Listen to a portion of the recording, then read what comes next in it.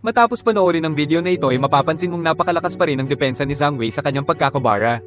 Ngayon ay ipapakita ko sa inyo ang sukdulang pag-ubos ng oras sa isang laban ng liga sa Israel kung saan nagharap ang Maccabi Tel Aviv at Maccabi Haifa. Sa ika-77 minuto ng laro, ang Haifa na nakasuot ng berdeng uniforme ay lamang ng 3 laban 2 at nakakuha pa ng pagkakataong magtapon mula sa gilid.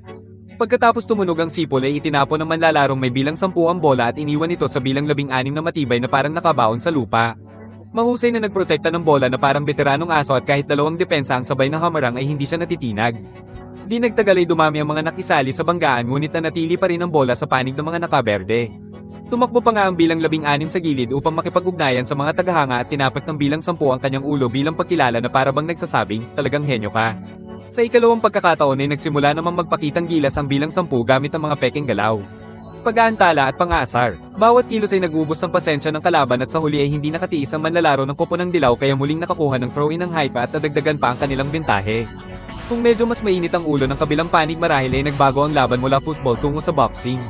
Sa ikatlong pagkakataon ng throw-in muling gumamit ang mga peking galaw ang bilang 10 upang sirain ang tiyaga ng kalaban at napilitang sipin palabas ng dilaw ang bola kaya nakuha na naman ng berdeng panig ang bola. Mula sa throw-in ay itinapon ng bilang 8 ang bola pabalik sa bilang 16 na muling nagpakita ng matatag na depensa gamit ang katawan upang sagkan ang bantay habang si bilang 8 ay mabilis na sumunggab upang muling makuha ang bola.